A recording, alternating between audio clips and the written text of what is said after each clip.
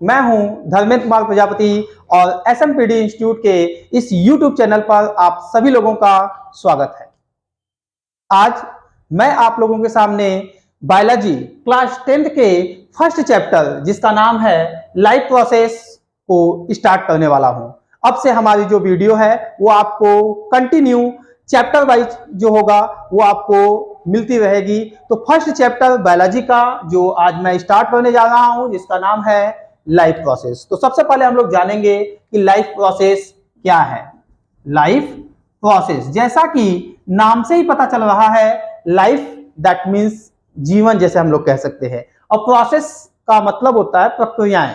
तो ऐसा प्रक्रियाएं या ऐसी प्रक्रियाएं जो जीवन जीने के लिए जरूरी होती हैं, अनिवार्य होती हैं, ऐसे ही प्रक्रियाओं को हम लोग बोलते हैं life process. That means those process which are very essential for our life, that is life process. यानी हम कह सकते हैं कि जीवन जीने के लिए, जिंदा रहने के लिए जीवों को जो जो प्रक्रियाओं की जरूरत होती है, ऐसी क्रियाएं जो लाइफ में होती रहती हैं, उन्हें हम लोग बोलते हैं लाइफ प्रोसेस। लाइफ प्रोसेस में हम लोगों को इस चैप्टर में बहुत सी ऐसी प्रक्रियाएं हैं जो कि पढ़नी है, जिसमें सबसे फर्स्ट है न्यूट्रिशन।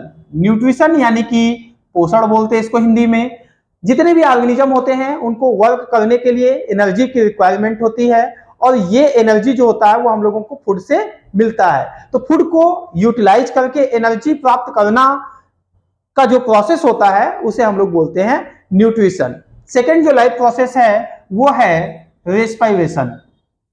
रेस्पिरेशन दैट इज, जैसे ही हम लोग रेस्पिरेशन का नाम सुनते हैं आपके मन में ख्याल आता होगा कि हम लोग ब्रीथिंग की बात कर रहे हैं, ऑक्सीजन लेने और कार्बन डाइऑक्साइड छोड़ने की बात कर रहे हैं। लेकिन रेस्पिरेशन प्रोसेस जो है वो केवल ऑक्सीजन को लेना और कार्बन डाइऑक्साइड को छोड़ने तक ही सीमित नहीं है।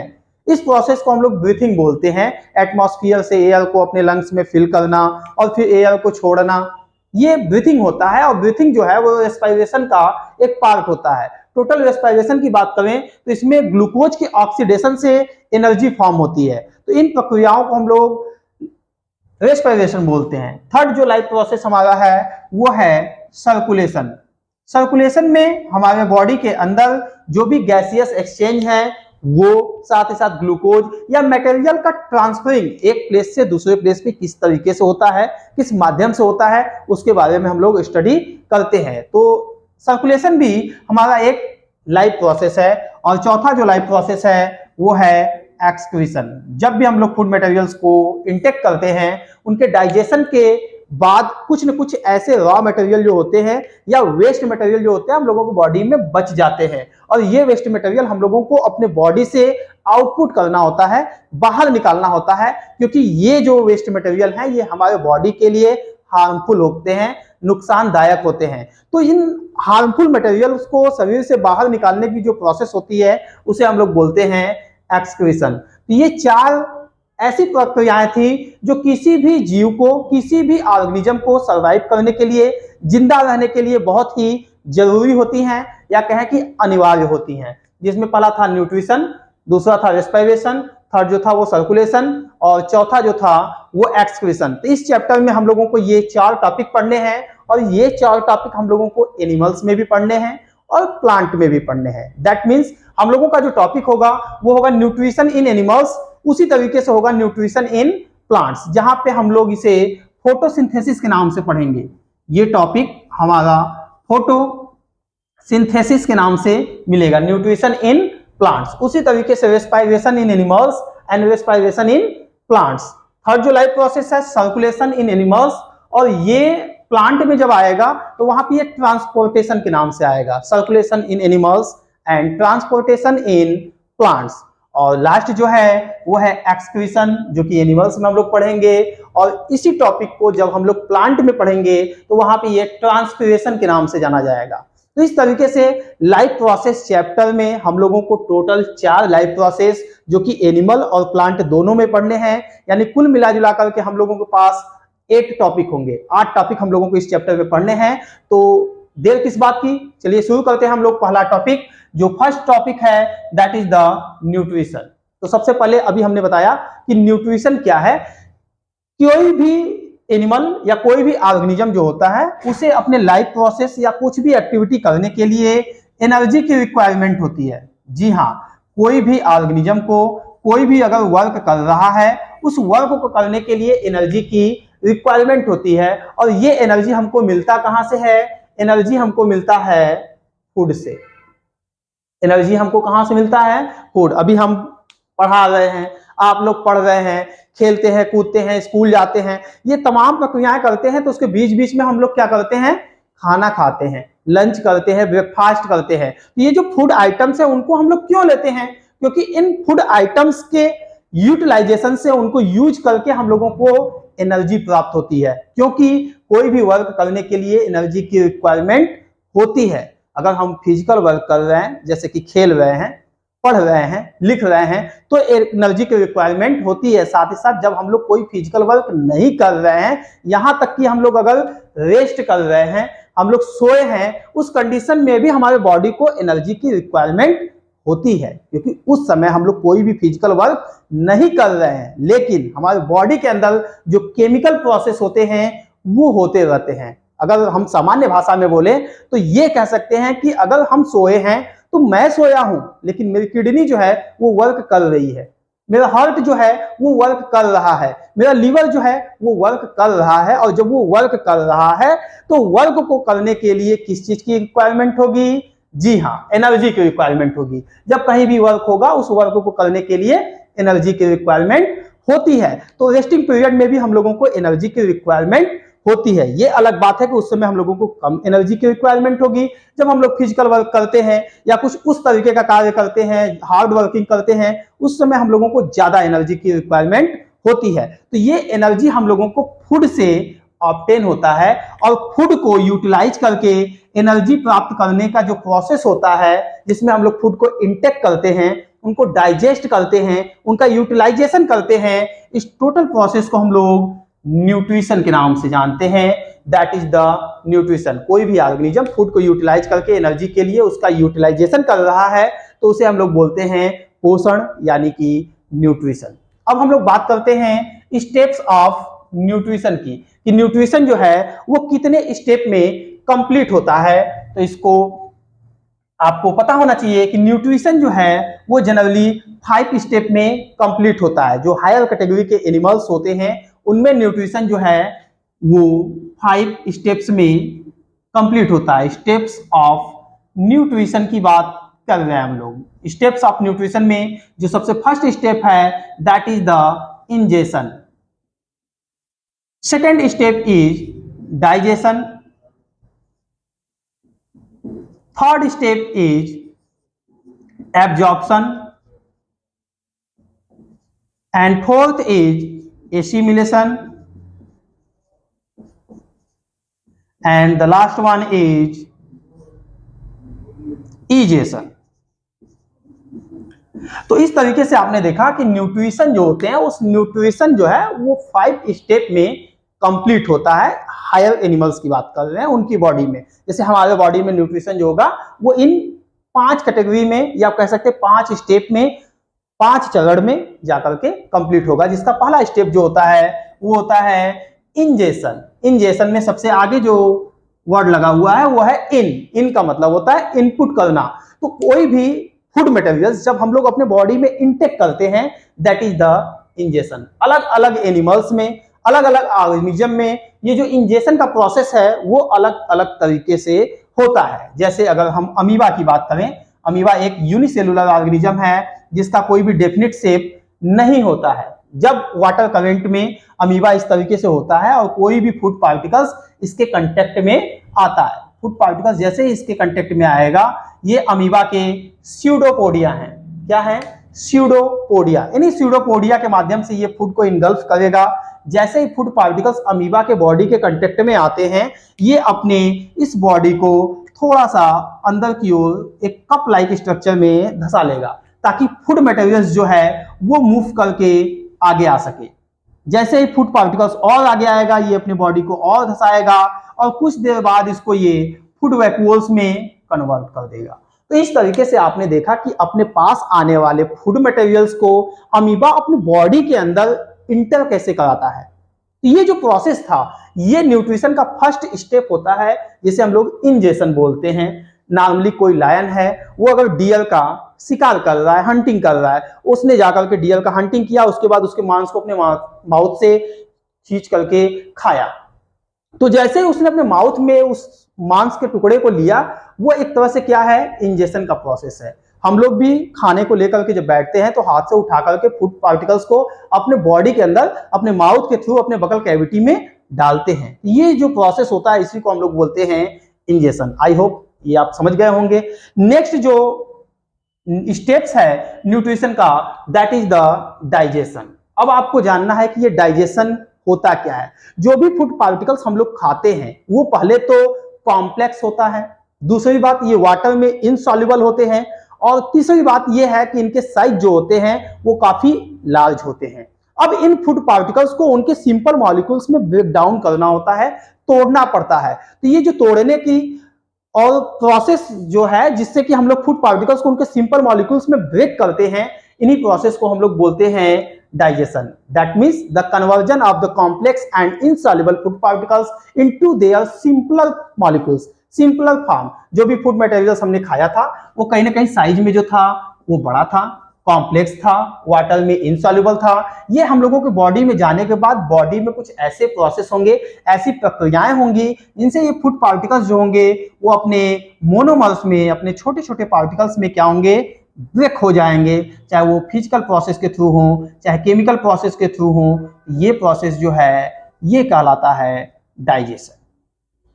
डाइजेशन के बाद जो नेक्स्ट स्टेप है, दैट इज द एब्जॉर्प्शन। जो भी फूड मटेरियल्स हम अपने बॉडी में इंटेक किए, इंटेक करने के बाद उनका डाइजेशन किया, डाइजेशन करने के बाद उस फूड पार्टिकल्स में जो भी न्यूट्रिएंट्स होंगे, न्यूट्रिएंट्स मतलब जो भी उसमें यूजफुल मटेरियल होंगे, वो यूजफुल मटेरियल वहां से सकिंग करके वहां से एब्जॉर्ब कर लिए जाएंगे, और वो चले जाएंगे हम लोगों के बॉडी के ब्लड में, और ब्लड से उनका डिस्ट्रीब्यूशन होता है, तो वो हमारे बॉडी के ब्लड में चले जाएंगे। यानी यहाँ पर जो भी पचा पचाया भोजन था, इसमें से जो भी न्यूट्रिएंट्स थे, यानी कि जो भी यूजफुल मटेरियल्स थे, वो यूजफुल मटेरियल्स यहाँ से सक कर लिए जाएंगे। ह्यूमन बीइंग्स में ये प्रोसेस स्मॉल इंटेस्टाइन में होता है। स्मॉल इंटेस्टाइन में बहुत सारे फिंगर लाइक स्ट्रक्चर होते हैं, जिनको हम लोग माइक्रोविलाई या माइक्रोविली बोलते हैं। ये माइक्रोविलाई क्या करेंगे कि जो न्यूट्रिएंट्स होते हैं उनको वहां से सक करके ब्लड में पंप कर देते हैं। तो ये जो प्रोसेस है, इसे हम लोग बोलते हैं एब्जॉर्प्शन। नेक्स्ट और जो फोर्थ स्टेप्स है न्यूट्रिशन का, that is the assimilation. Assimilation क्या होता है कि जो भी हमारे न्यूट्रिएंट्स यहां से डाइजेस्ट होकर के ब्लड में जा चुके हैं, यहां तक का प्रोसेस तो आप आसानी से समझ रहे हैं। सबसे पहले फूड को हमने क्या किया, इंजेशन में इनगल्फ किया, इंटेक किया, बॉडी के अंदर ले लिया। उसके बाद उनका डाइजेशन किया, उनके सिंपल मॉलिक्यूल्स में उसको ब्रेक डाउन किया, उसको तोड़ दिया उनके यूनिट्स में। लाइक जैसे कार्बोहाइड्रेट था, वो डाइजेस्ट होने के बाद ग्लूकोज का फॉर्मेशन कर देता है। प्रोटीन डाइजेस्ट होने के बाद एमिनो एसिड बनाता है। उसी तरीके से जो भी फूड पार्टिकल्स होते हैं, ये अपने सिंपल मॉलिक्यूल्स में ब्रेक डाउन हो जाते हैं।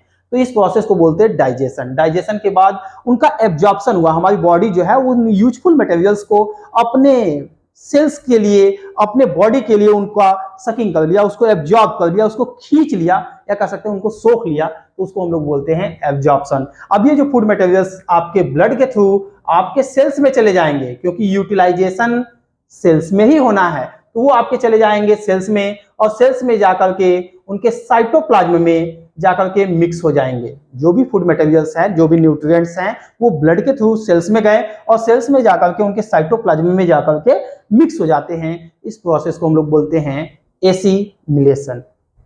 उसके बाद लास्ट जो स्टेप है न्यूट्रिशन का, वो है ईजेशन। अभी जैसे हमने वहां पर बताया था एक्सक्रीशन प्रोसेस का, उसी तरीके से यहाँ पर ईजेशन प्रोसेस है कि जो भी फूड मटेरियल्स जो कि अनडाइजेस्टेड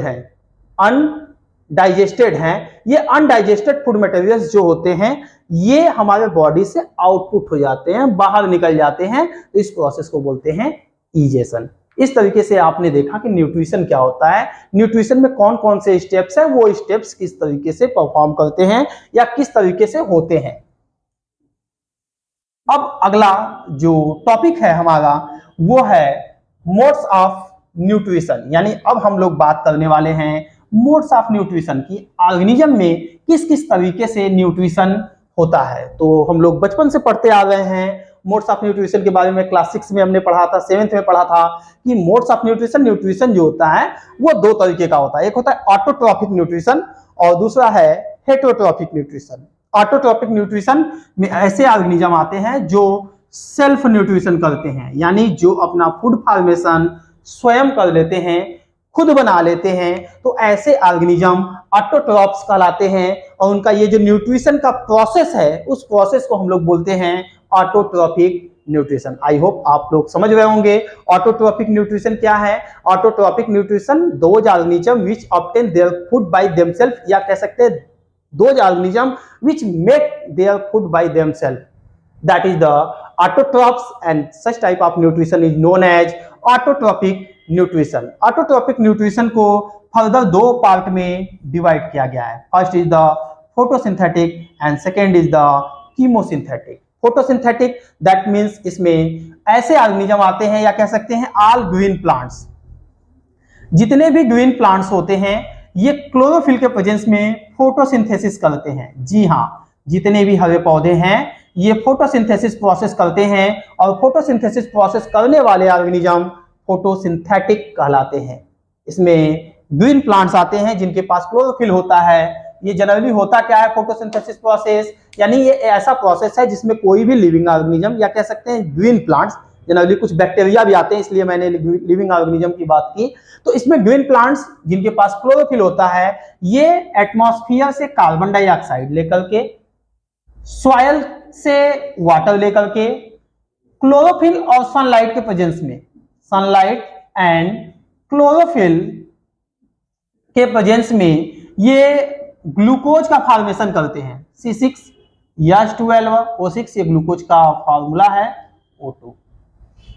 तो फोटोसिंथेसिस प्रोसेस क्या है? फोटोसिंथेसिस एक ऐसी प्रोसेस है जिसमें सभी हरे पौधे, सभी ग्रीन प्लांट्स यानी क्लोरोफिलस प्लांट जो है वो एटमॉस्फेयर से कार्बन डाइऑक्साइड लेते हैं थ्रू द स्टोमेटा। आपको पता है कि एटमॉस्फेयर में कार्बन डाइऑक्साइड गैस जो है वो प्रेजेंट है। इन गैस को पौधे जो है अपने स्टोमेटा, लिप्स में जो स्टोमेटा होते हैं उन लिप्स के स्टोमेटा के थ्रू लेते हैं, और पौधे वाटर एब्जॉर्ब करते हैं थ्रू द रूट, जमीन के नीचे से, जड़ों के माध्यम से, रूट्स के माध्यम से प्लांट जो होते हैं वो वाटर लेते हैं, और वाटर और कार्बन डाइऑक्साइड मिल करके सनलाइट और क्लोरोफिल के प्रेजेंस में ग्लूकोज यानी C6H12O6 ग्लूकोज, स्टार्च या कार्बोहाइड्रेट आप बोल सकते हैं, का फॉर्मेशन करते हैं। साथ ही साथ ऑक्सीजन गैस जो होती है वो रिलीज होती है। इस प्रोसेस को हम लोग बोलते हैं फोटोसिंथेसिस। तो फोटोसिंथेसिस करने वाले जो ऑर्गेनिज्म होते हैं उन्हीं को हम लोग बोलते हैं फोटोसिंथेटिक, जिनमें आपके ग्रीन प्लांट्स और सम बैक्टीरिया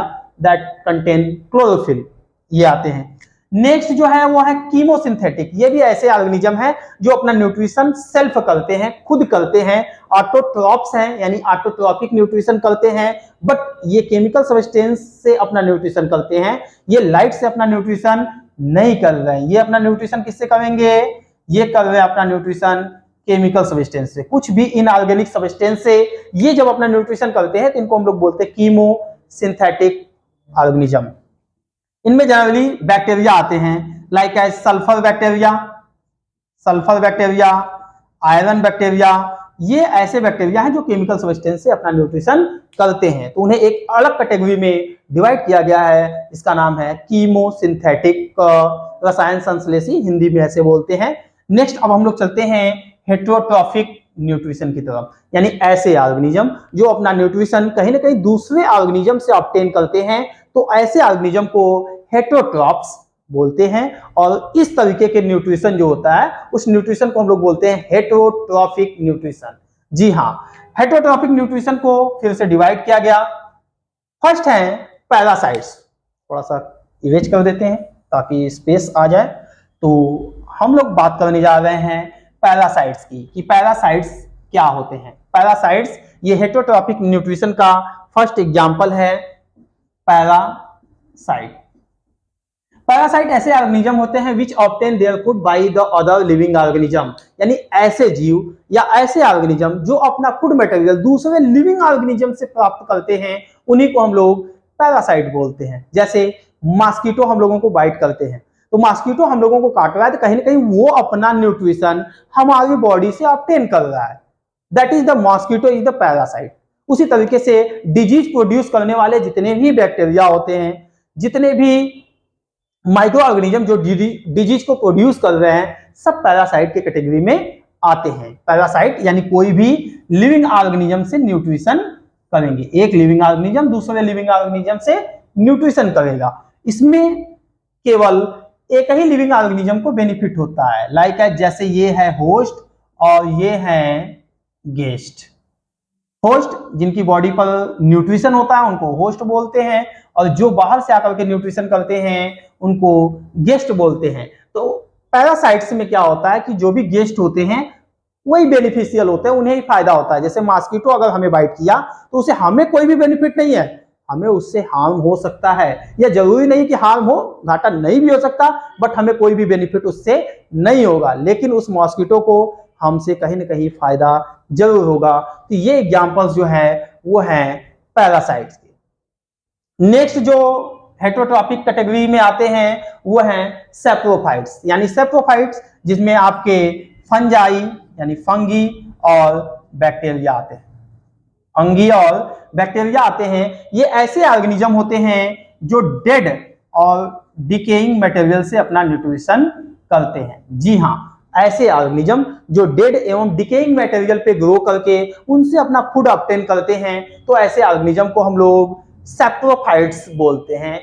इस तरीके के न्यूट्रिशन को सैप्रोफाइटिक न्यूट्रिशन बोलते हैं, जिनमें जनरली फंगस और बैक्टीरिया आते हैं। आपने बहुत बार देखा होगा कि कभी कभी जो लेदर के सूज वगैरह होते हैं उन पे फंगस लग जाते हैं, सब्जियों में फंगस लग जाते हैं, अचार, जैम, जेली, मुरब्बों में भी फंगस लग जाते हैं। तो ये फंगस उस अचार पे, उस सब्जी पे जो कि एक डेड मटेरियल्स के रूप में है, उस पे ग्रो करके अपना न्यूट्रिशन करते हैं। तो ये आते हैं सैप्रोफाइट्स की कैटेगरी में। नेक्स्ट जो हेटेरोट्रॉप्स का एग्जांपल है that is the symbiotic. Symbiotic organism ऐसे ऑर्गेनिज्म होते हैं which obtain their food by other living organism, but in the case of symbiosis यहां पे होस्ट और गेस्ट दोनों ऑर्गेनिज्म बेनिफिशियल होते हैं। जी हाँ, थोड़ा ध्यान से समझिए। अभी हमने बात किया पैरासाइट के केस को, कि पैरासाइट के केस में एक होस्ट है और दूसरा गेस्ट है, जिसमें होस्ट जो है वो बेनिफिशियल नहीं हो रहा है, जबकि गेस्ट जो होता है उसे ही बेनिफिट होता है। But in the case of symbiosis यानी सिम्बायोटिक रिलेशनशिप, यहां पे क्या है कि होस्ट को भी बेनिफिट होगा और गेस्ट को भी बेनिफिट होगा, और दोनों ऑर्गेनिज्म जब बेनिफिट होते हैं तो इसे हम लोग बोलते हैं सिम्बायोटिक, और ऐसे रिलेशनशिप को सिम्बायोसिस बोलते हैं। सिम्बायोटिक रिलेशनशिप का जो मोस्ट इंपॉर्टेंट एग्जांपल्स है वो है लाइकेंस का। Lichens is the symbiotic association between the algae and fungi.